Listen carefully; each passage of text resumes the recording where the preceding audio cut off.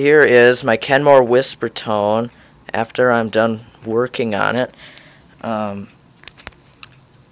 What I did with it after I bought it is I cleaned this thing 100%, meaning there is, besides the motor, I think there might still be some, but there is no dust inside of it. It is pretty clean. I disassembled the whole thing. I cleaned as much as I could. I even sent damp paper towels through the hose and made sure the walls of the hose were clean.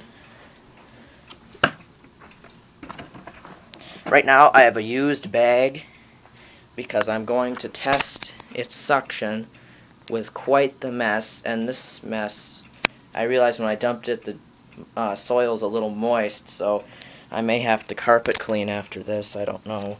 But I was going to show you, it just came today, finally.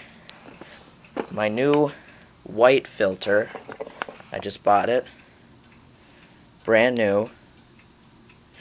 You know, the old one was pretty old, and the white filters, the white electrostatics, they can't be washed, so I had to get a new one. I tried to wash my old one and it kind of started threading apart, so I have to make sure it's lined up. There we go. Okay, so yeah, this is a you know, dumped out bag, which I don't normally do.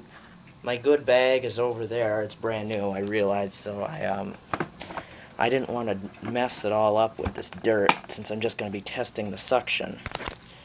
So it's all clean inside. I cleaned that red filter too. I washed it. And okay, now anyone who has one of these can buy a new vacuum and say, oh my gosh, this works so much better than my Kenmore Canister did, not realizing that the Kenmore Canister could be 20 years old.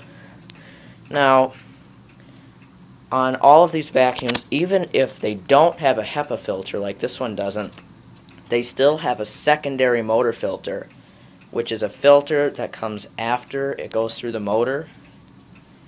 That filter, when I took it off the casing around the motor, I hit it against the inside of the vacuum and a big cloud of dust came out of it. It was clogged, and I washed it out twice with soap and water and wrung it out until it was no longer dirty.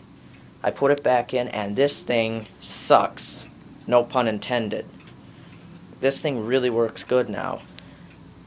So if you have one of these and you can take, I'll tell you how to take it apart. Here's how you do it.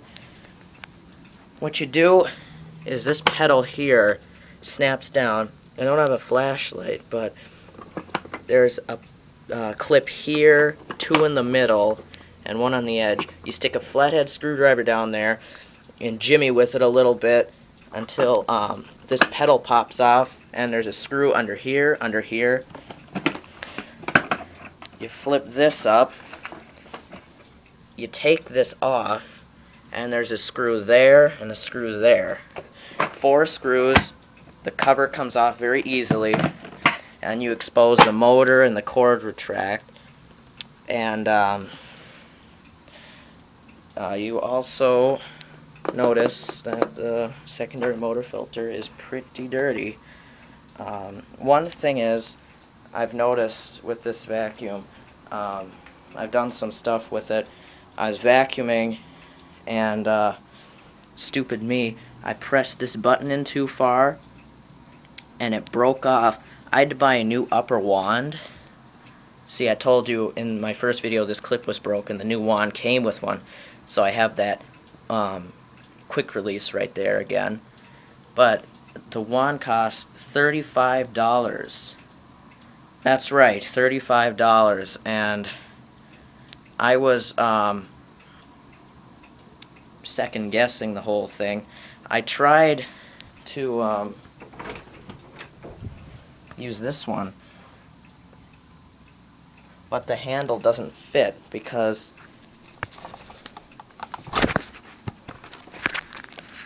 it's a different shape. So I was stuck getting a new one. which was kind of bad. But I like the new upper wand. Works pretty good. I also bought that, a new belt for the powermate, and the white electrostatic filter. And my parts came, and I noticed I had 2/3 of my order right. I had the wand, I had the belt, and what was in a package that said filter 1-pack was a powermate junior belt for one of the new powermate juniors.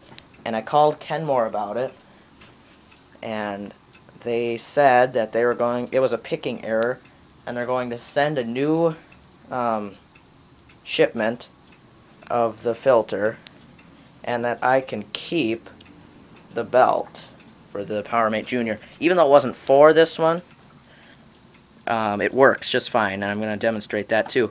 This looks different from the one I pointed out in the other video.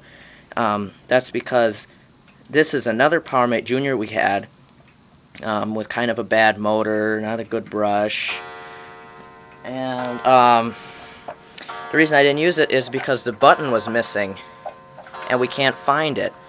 We're guessing it got lost when we moved. So I found out this button fits somewhat, so it works, and I switched the motor and the brush from the black powermate junior. I also, you remember the neck here was a different color. I switched that. I got the wheels and the pedals all the same color, except this cord, because the motor for the one that came with it was worn out, so I'm stuck with this cord. Oh well, it matches the power cord is that color too. What else? Yeah, so I got a free $8 belt, which was good. And the only problem left with this vacuum is I was blaming the power switch, because the vacuum was, sometimes when I turn it on, it doesn't come on. It makes a stuttering noise and it doesn't come on. And then I was blaming the switch, but there was one incident where I was vacuuming and I couldn't turn it off. So I reached down for the hose, and I realized that if I, my little brother's done this by accident. If you unplug the hose, the switch isn't connected anymore and it turns off. But when I unplugged the hose, it kept running. So I did a little research on the internet. I found out it was the relay inside, a little black box inside the motor, which all the power runs through. Might be going out. It's not severe, but that's a $40 part, and I'm gonna hesitate as much as I can. So right now I might hand the camera to my little brother, and since it is working factory new, pretty much, I made quite the dirt mess here, and I stomped it into the carpet with my foot. So we got some, a pretty big plant spill. I don't know, I might have to carpet clean after this one, but here we go. Quite the mess.